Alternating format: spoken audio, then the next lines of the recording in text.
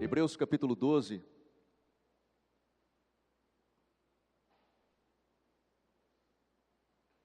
Nós vamos ler a partir do verso 5.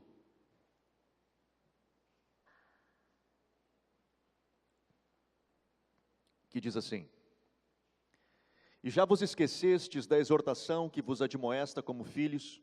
Filho meu, não desprezes a correção do Senhor e não desmaies quando por eles for repreendido.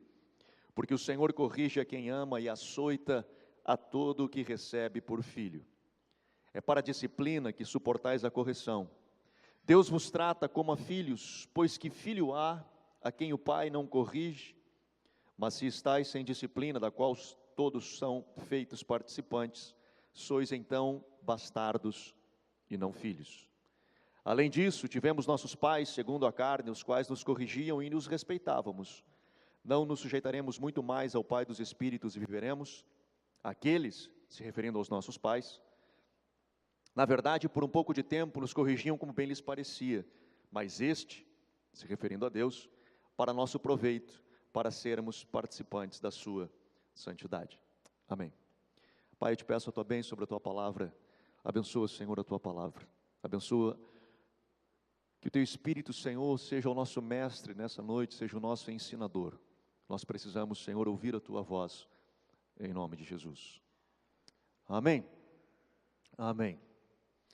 Nós hoje estamos vivendo um tempo do politicamente correto. E nesse mundo do politicamente correto, nós dizermos não, eu não gosto disso, ou não, eu não gosto daquilo, simplesmente expressando a nossa opinião, às vezes não é bem visto. Porque afinal, o que importa é o que a coletividade, o que o conceito geral entende de ser correto. E eu confesso que eu me preocupo bastante, não é nem um pouco, é bastante, com essa ideia do politicamente correto. Porque nesse ambiente do politicamente correto, o que importa, basicamente, é o que o todo pensa, ou às vezes o que uma minoria pensa, e que o todo precisa, a partir dali, então, viver em resposta a essa minoria que entende daquela forma. E eu não tenho problema de dar voz à minoria, eu não tenho problema da gente olhar e entender um conceito de que aquele que sim é prejudicado precisa ser defendido e protegido. O que eu me preocupo é quando a proteção dele me coloca numa cadeia, quando a proteção dele me enjaula, quando a proteção dele me faz me colocar do outro lado. Eu acho que aí nós começamos a entrar em um problema. Nós hoje estamos vivendo o politicamente correto dentro da igreja, aonde o politicamente correto é viver a partir do amor, porque afinal Deus é amor. E é verdade. E se eu, na minha percepção, se a Bíblia pudesse ser resumida em uma palavra, acredito eu, e aí de novo, é minha opinião, essa palavra seria amor. Afinal, o plano de Deus é porque Deus amou o mundo de tal maneira que Ele entrega o seu Filho. O plano de redenção, ele está baseado sim no amor. Ele está baseado sim em derramar amor.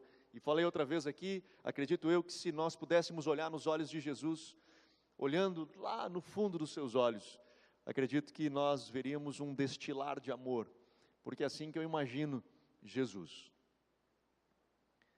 Mas o amor, ele também diz não. Mas dentro do ambiente de amor, ele também coloca limites. E na verdade, por eu amar, é que sim, eu vou dizer não.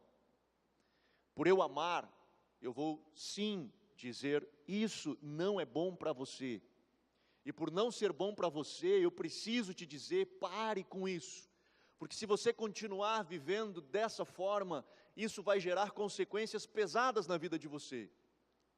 Não, o politicamente correto diz não, não faça isso, não o ofenda, não o restrinja a sua liberdade, o ame e simplesmente o ame. O texto de Hebreus diz que o Pai, aquele Pai, falando do Pai Celestial, que recebe o Filho, ele diz que ele disciplina e ele açoita a todo o que recebe por filho. Basicamente o que o escritor aos Hebreus está dizendo é que Deus, quando nos recebe, e eu sou um cara que amo a mensagem de paternidade, eu sou um cara que acredito nessa mensagem, e a nossa igreja, enquanto ministério, CTF, nós estamos baseados em cima dessa mensagem de paternidade, de um Deus que nos ama incondicionalmente. Mas esse Deus que nos ama incondicionalmente, Ele olha para nós e diz, existe um limite aonde é saudável para você viver. Existe um limite de vida que é saudável para você viver, e eu preciso lhe dizer qual é esse limite, para que você ande num ambiente saudável. E eu faço isso porque eu te amo. E eu faço isso porque os meus olhos de amor estão postos em você, e sei que se você fizer escolhas que podem te levar a um caminho de morte, eu vou chorar, eu vou sofrer, e eu não quero, porque eu te amo, e por eu te amar, eu preciso dizer, não vá para lá, caminhe por aqui. O colocar limites dos pais nos filhos, não é porque ele quer sacanear os filhos, não é porque ele é um pai mau, é justamente porque ele ama os filhos. Aquele que é pai sabe do que eu estou falando. Nós queremos o melhor para os nossos filhos, nós ansiamos o melhor para os nossos filhos, e por isso nós dizemos, filho, não vá por aqui, não faça isso, não caminhe nessa direção, que isso vai ser ruim para você. Aqui, esse é um ambiente saudável, aprenda a escolher de forma saudável, e Deus faz isso conosco, desde lá do Éden. Existem duas árvores, a árvore do conhecimento do bem e do mal, a árvore da vida. Deixa eu lhe explicar, não coma dessa, existe um limite, essa não coma. Você tem a liberdade, por eu te amar, eu te dou a liberdade de escolha, mas te digo, não, aqui se você comer, você vai morrer, mas ao lado dela eu coloco a árvore da vida, se você se alimentar dela, você viverá para sempre, em um ambiente de vida, em um ambiente saudável, pois se alimente dela, viva por ela. Em Deuteronômio nós vemos ele falando, eis que ponho diante de vós a bênção e a maldição, preste atenção, escolha a bênção, e se você escolher a bênção, tem esse caminho, mas se você escolher a maldição, vai ter escolhas que vão gerar consequências, ou as escolhas geram consequências, então saiba escolher bem, porque senão você vai colher das consequências das suas escolhas. Deus, Ele desde o início, Ele nos ama. E João, lá em João, Apocalipse, João descreve de Jesus dizendo, eis que estou à porta e bato, se você abrir, eu entro. Novamente é uma escolha que você faz, de dizer, ok, eu te quero. E ele diz, se você me escolher, eu entro e faço uma festa, nós vamos cear, nós vamos ter um banquete juntos, mas você precisa fazer a escolha certa. E eu te digo, esse é o caminho, aqui está o limite, aqui está a regra do jogo, para você viver saudável. Por mais que eu te ame, eu preciso que você escolha, se submeta a estar caminhando comigo. E o texto de Hebreus diz o seguinte, olha que interessante, ele fala assim, porque se você está sem disciplina, é então bastardo e não filho. Se você não recebe disciplina, ou se você não se deixa ser disciplinado, você é um filho sem pai. Você está aí, você existe, eu sei que você existe, mas você não tem a minha paternidade, você não se identifica comigo. Você pode dizer que é meu filho, mas você não se identifica comigo. É o que o escritor aos Hebreus está dizendo quando Deus nos ministra e diz, eu te disciplino, e eu te coloco regras porque eu te amo. Eu digo, isso é bom para você, mas isso aqui não é bom para você. Então, não vá por ali, porque eu te amo. Eu digo não para você porque eu te amo. Mas se você não aceita isso, e é um direito seu de não aceitar, é uma escolha sua de não aceitar, assim como nós vemos ao longo de toda a história, é uma escolha sua. O escritor aos Hebreus diz que, se você assim escolher, você é bastardo e não filho, porque o filho ouve a voz do pai e entende isso. Com os meus filhos eu tenho esse desafio, e de novo, o Tim está saindo da adolescência, a Bel está no ápice, no meio dela, e eu já comentei aqui outras vezes, eu sempre tive esse pavor da adolescência, de como seria a resposta deles, como eles responderiam à adolescência, porque alguns, né, falam da aborrecência ou da fase da rebeldia, enfim, de todo aquele negócio. Não quero, uma outra ministração eu falo disso, não quero repetir. O Jim que fala, né, que os adolescentes eles são temporariamente insanos, depois eles voltam, né, mas por um tempo eles ficam insanos. E eu tinha um pouco de pavor, assim, um pouco não, bastante, né? Pavor não dá para ser pouco, né? Quando a gente tem pavor é porque é bastante. Mas eu tinha bastante pavor nesse negócio aí. Pelo fato da rebeldia, pelo fato de eu falar alguma coisa e eles não estarem nem aí para aquilo que eu falar, de eu tentar alcançar o coração deles e eles virarem as costas e viverem a vida deles, de eu dizer assim, olha gurizada, isso aqui é importante, isso aqui é ruim e isso aqui é bom, e eles olharem e disserem assim, pai, que se exploda, não estou nem aí para o que você quer. Eu tinha um pavor disso. Para mim, assim, era um negócio que eu digo, meu Deus do céu, como é que vai ser isso aí, cara? Já que eles, teoricamente, são rebeldes, entre aspas. E eu descobri ao longo dessa jornada, dessa caminhada com os meus filhos, e comecei a entender um pouquinho melhor esse texto de Hebreus 12, quando eu chegava para os meus filhos e procurei educá-los dessa forma, dizendo assim, filhos, preste atenção, e faço com eles até hoje. Existem dois caminhos, esse é um caminho bom, e esse é um caminho ruim. Se você escolher o caminho ruim, você vai ter essa e essa consequência. Se você escolher o caminho bom, você vai ter essa e essa e essa consequência. Eu te sugiro, e te aconselho, e te indico, e te encorajo a escolher o caminho bom. Caminhe por aqui, vá por aqui, siga nessa direção, porque é assim que eu entendo que vai ser melhor para você, mas a escolha é sua, e coloco na mão deles a responsabilidade, gerando neles responsabilidade e crescimento. Todas as vezes, e na maioria das vezes, eles optaram por isso, por ouvir a minha voz, e dizer, ok pai, eu quero fazer aquilo que tu está me indicando. Isso para mim, me dizia uma coisa, eles são meus filhos. Eles ouvem a minha voz. Aquilo que eu falo para eles é importante para a vida deles. Aquilo que eu falo para eles é importante, importa. E aí já falei outra vez esse conceito, é algo que eles importam para dentro deles. Portanto, aquilo que eu digo para eles é importante. Eles importam para dentro deles. E vivem a partir disso. Eles entendem isso. Isso é um sinal de que eles são meus filhos. Que eles ouvem a minha voz. O meu conselho, não uma ordem, um conselho. Porque eles podiam obedecer uma ordem, e eu poderia ser chefe deles, e não pai deles. Mas quando eu sento com eles e digo, galera, presta atenção, dois caminhos. Este aqui é ruim, este aqui é bom. E eles param e dizem, ok, eu não sei qual é que é o final, eu não passei por esses dois caminhos, mas se o pai está dizendo que é para lá, eu vou para lá. Eles declaram uma coisa, eles são meus filhos. O que o escritor aos Hebreus aqui está dizendo é justamente isso.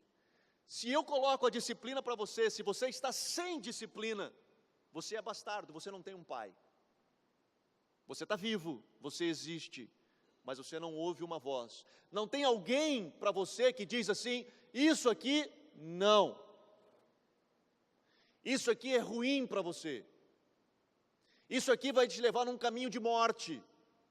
Isso aqui vai destruir a tua espiritualidade. Isso aqui vai arrebentar com a tua fé. Isso aqui vai te levar para um caminho de morte espiritual. Esse pecado que você está vivendo, ele vai acabar contigo. E aí então, quando eu permito que a palavra do Pai fale comigo, quando eu paro para ouvir o que ela tem para me dizer, e eu digo, ok Pai, eu preciso ouvir a tua voz e seguir o teu caminho, eu passo a me colocar debaixo de filiação. Aí sim eu me torno filho de Deus. Não por obrigação, não porque eu tenho que, não por religiosidade, não porque tem um livro de regras, e falava isso semana passada sobre retidão e santidade. Não é sobre um livro de regras que nós estamos falando, é sobre nós ouvirmos a voz do nosso Pai que diz, cara, deixa eu explicar um negócio, porque eu te amo, eu quero te dizer, existe um caminho de vida para você. E esse caminho de vida, está aqui, eu tenho algumas regras desse jogo. E eu coloco as regras não para te sacanear, e de novo eu digo, não para te incomodar, eu falo isso porque eu te amo. E eu sei o final desse caminho, e se você conseguir andar por aqui, você vai ser bem sucedido, a sua vida vai ser melhor. Hoje, é quase que politicamente incorreto falar de pecado na igreja. Hoje, quando a gente fala de pecado na igreja, as pessoas se ofendem, as pessoas elas se sentem mal. E eu, por escolha, a gente mais fala das verdades do que dos erros.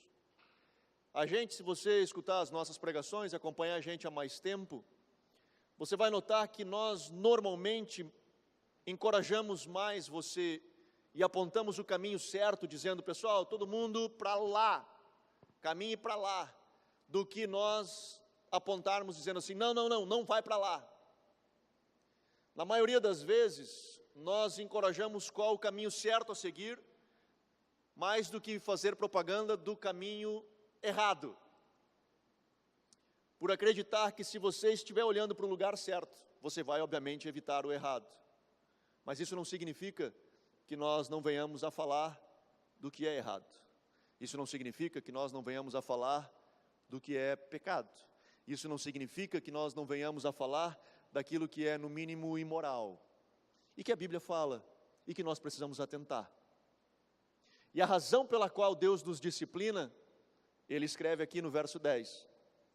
Ele diz, aqueles que na verdade por um pouco de tempo nos corrigiam como bem lhes parecia, mas este para o nosso proveito, para sermos participantes da sua santidade. Note, ele não diz, ele vai nos disciplinar para que nós sejamos participantes da sua retidão. Ele não vai nos disciplinar para que nós venhamos a fazer as coisas corretas. Ele vai nos disciplinar para que nós sejamos iguais a Ele. Santidade não é o que você faz, é sim quem você é. Sede santos, porque eu sou santo. Estou repetindo a mensagem da semana passada.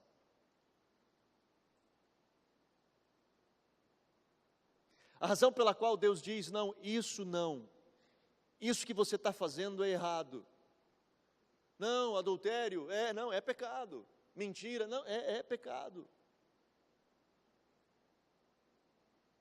Fofoca é pecado.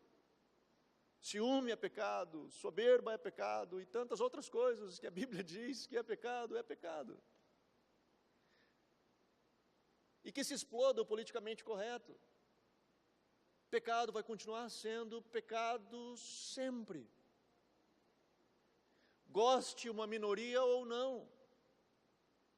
Se sinta bem uma minoria ou não.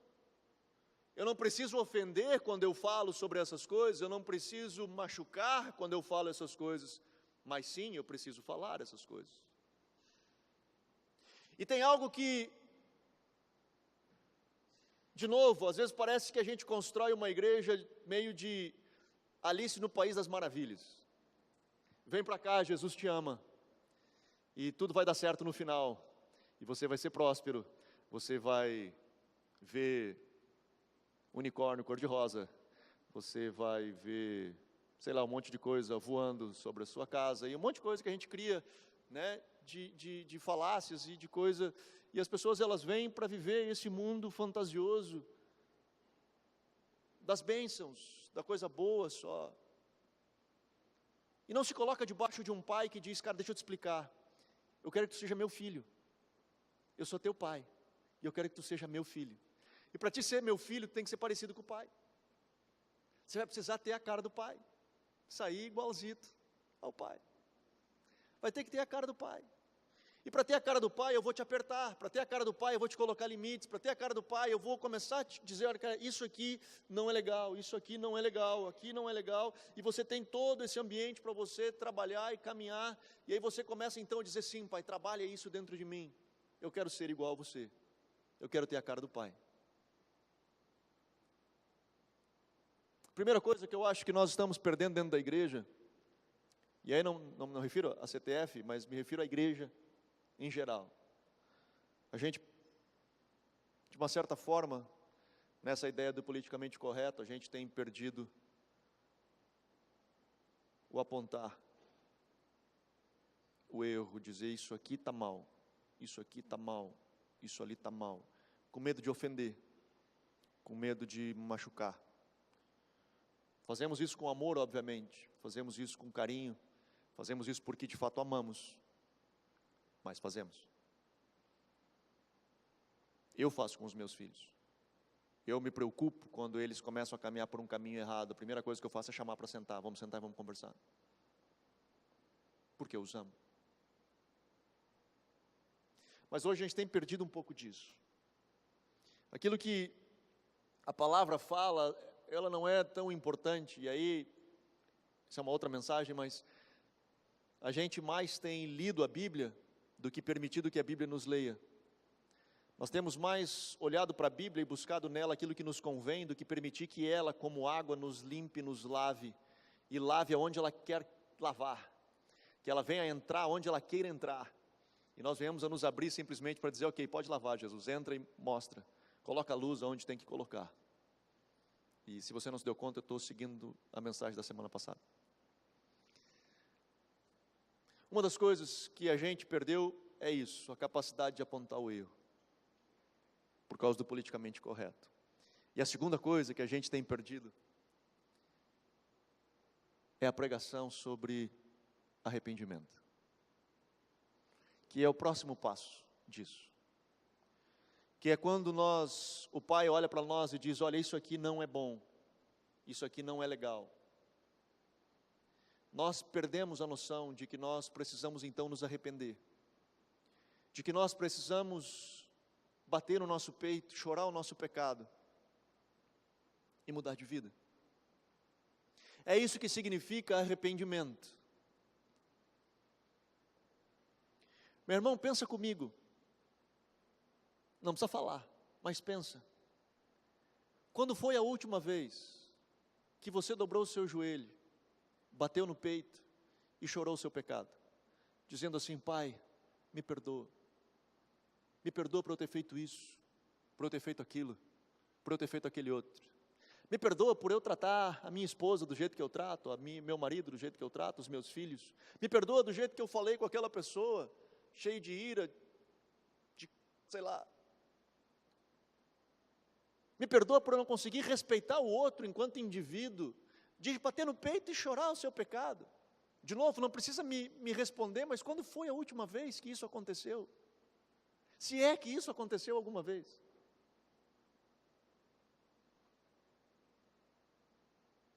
Se nós vamos nos tornar semelhantes ao nosso Pai, e nós precisamos de alguém que nos coloque limites, que nos dê, olha, aqui não está legal. O arrependimento vai ser uma ferramenta que nós vamos usar muito, meu querido. Porque nós nascemos com uma natureza pecaminosa, com uma tendência a viver errado. Nascemos tendo como pai, o pai da mentira. E de repente somos adotados, somos enxertados na videira verdadeira. E agora estamos em um processo de nos tornarmos semelhantes ao nosso pai. Esse processo, essa ferramenta chamada arrependimento, se é que eu posso chamar de ferramenta, ela é fundamental na nossa vida. E o que significa exatamente arrependimento? Primeiro, deixa eu lhe dizer o que não é. Arrependimento não é remorso. Remorso é outra coisa. Às vezes nós sentamos com pessoas que cometem erros, que cometem pecados, enfim, que caminham por caminhos não saudáveis. E elas são pegas no ato do seu pecado. Muitas delas, elas choram. Muitas delas, elas dizem, puxa vida, nunca mais eu vou fazer. Seja um marido ou uma esposa pego em adultério, seja um ladrão pego no flagrante, e aí quando algema e bota ele na cadeia, ele chora dizendo, não, nunca mais, eu nunca mais vou fazer. O que ele está chorando ali, na verdade, não é lágrimas de arrependimento, o que ele está chorando ali são lágrimas de remorso. Ele não está chorando pelo erro que ele cometeu, ele está chorando por aquilo que ele vai perder a partir do erro que ele cometeu. O remorso faz isso, puxa, eu não deveria ter feito isso, porque agora eu não vou ter isso, eu não vou ter aquilo, eu não vou ter aquele outro. Agora eu não vou mais ter reputação, agora o meu nome foi por água abaixo, agora perdi minha família, perdi meus filhos, agora eu perdi um negócio, agora eu perdi minha liberdade. E aí chora pela perda. Isso é remorso, isso não é arrependimento. Uma das coisas que infelizmente às vezes cabe a mim fazer é lidar não só com situações dentro da membresia da igreja, mas às vezes já lidar até com líderes que caem em adultério, por exemplo. E uma das coisas que eu sempre converso com eles, e os meus olhos estão atentos, é justamente para ver se existe arrependimento ou se existe remorso. Aquelas lágrimas que estão ali na minha frente, são lágrimas de quê? São lágrimas de alguém que realmente sente pelo pecado, sente a dor do pecado, sente a tristeza, como diz Paulo em Coríntios, segundo o coração de Deus. Essa tristeza, segundo o coração de Deus, por aquilo que eu fiz, aquela dor que eu sinto, de ter ferido o coração de Deus, de ter maculado aquela palavra que o Pai me disse, dizendo, vai por aqui, não vai por ali. E aí quando eu vou por ali, pelo lugar que Ele disse para mim não ir, e quando eu chego no final e me dei conta do que eu fiz, eu choro, por ter desapontado meu pai, eu choro, por ter enganado a mim mesmo e acreditado que eu podia fazer aquilo, e me dei conta que não. E aí eu olho para o meu pai e digo, pai, me perdoa, porque tu me disse para não ir para lá, mas os meus olhos, os meus ouvidos não estavam atentos a essa realidade, me perdoa. E eu choro e bato no peito e choro e me arrependo. A dor, diz Paulo em Coríntios, segundo o coração de Deus, gera arrependimento. E o que é arrependimento? O que significa arrependimento? Nós entendemos já num conceito comum da igreja, que é a palavra metanoia, que significa dar uma volta de 180 graus, né? De você estar indo por um caminho e ir para um outro caminho. Mas o que isso significa na prática? O que significa se arrepender na prática? João, quando pregava arrependimento, ele dizia, raça de víboras, porque vocês não se arrependeram de verdade. Vocês estão vindo aqui para se batizar, mas vocês não se arrependeram. Vocês estão vindo aqui para tentar cumprir um ato religioso, para viver uma vida do politicamente correto, já que está todo mundo aqui, mas vocês não se arrependeram. E aí ele diz, existe um sinal de que vocês se arrependeram. Ele fala, produzi, pois, frutos dignos de arrependimento. Que os teus frutos correspondam agora ao teu arrependimento. Ou seja, se eu era alguém que roubava, e aí Paulo escreve em Efésios capítulo 4, aquele que rouba, ou que roubava, não roube mais. Alguns acham que aquele que parou de roubar, se arrependeu e parou de roubar. Não necessariamente. E eu falei isso semana passada, eu posso estar numa solitária, preso, e não roubo mais. Não significa que eu mudei de vida, eu só não tive uma oportunidade de cair de novo. Mas Paulo escreve em Efésios capítulo 4, ele diz assim, aquele que roubava não roube mais, antes trabalhe. Você estava indo num caminho de roubo, você para, você vira, e você caminha na direção oposta. Você vai trabalhar, Paulo diz, e você vai juntar dinheiro para ajudar pessoas que precisam. Logo depois ele escreve e diz, aquele que mentia, não minta mais.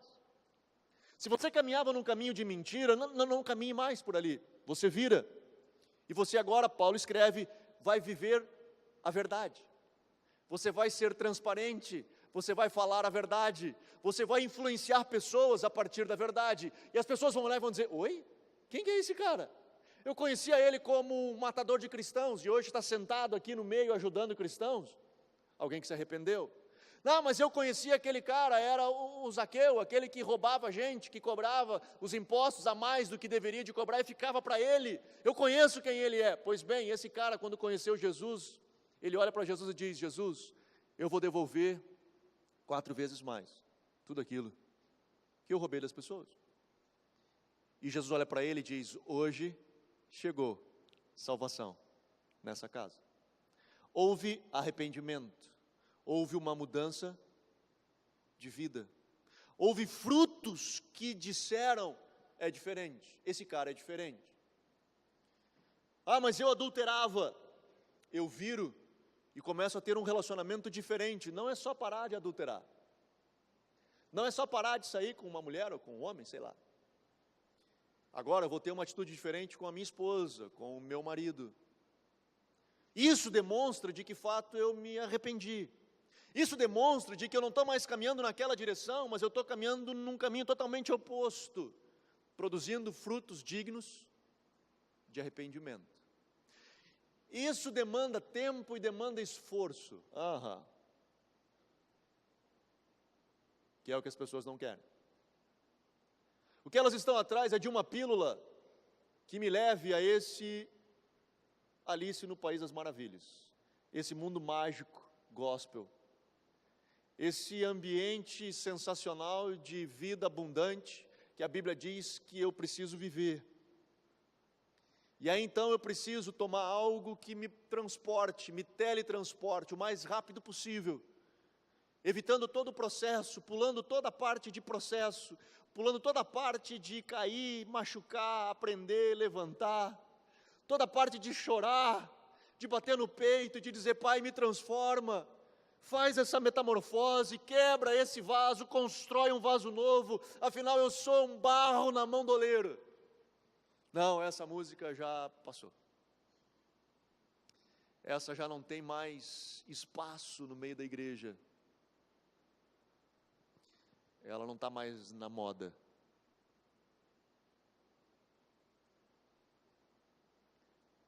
A ideia do politicamente correto tem levado a gente ao evangelho ralo, ao evangelho simplista. O evangelho, ele é sim simples, mas ele não é simplista. Ele é extremamente profundo. Ele é poder de Deus para transformar a minha e a sua vida. Ele é poder de Deus que muda a minha e a sua história.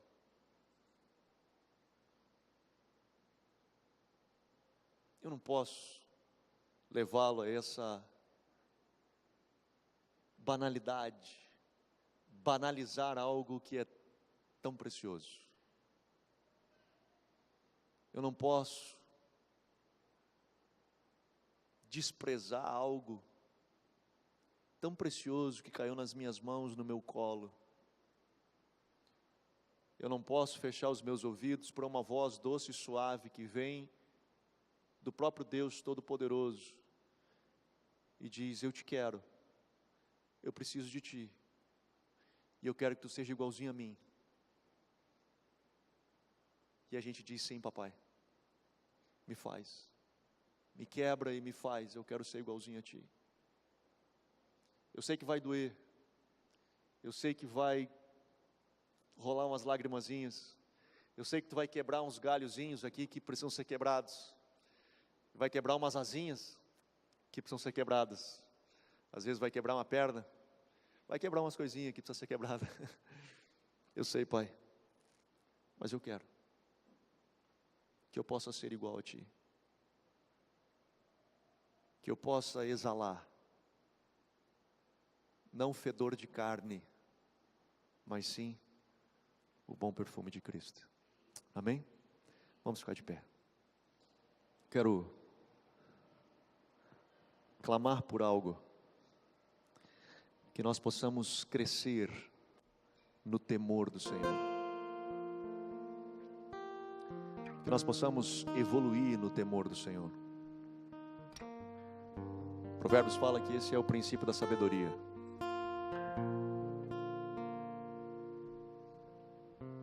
Temer a Deus, ter reverência a Deus. Feche teus olhos. Pai, eu oro, Senhor, nessa noite, por cada um dos teus filhos aqui, Senhor. Eu oro, papai, pela tua igreja. Ajuda-nos, Senhor, a termos ouvidos espirituais, para ouvir a voz do teu Espírito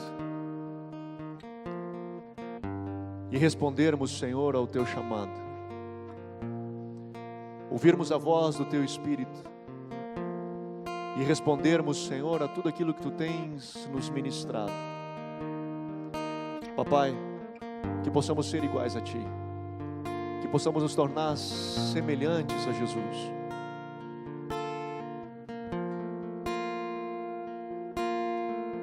Aumenta em nós, Senhor, o temor. Aumenta em nós, Senhor, o temor. Que possamos temer a ti.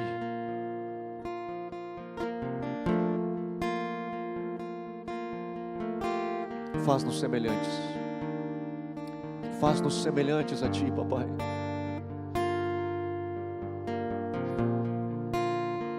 Que possamos viver, Senhor, essa vida de santidade.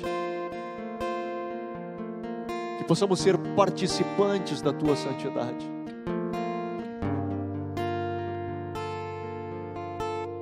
Não permita-nos, Senhor, que nós venhamos a nos acostumar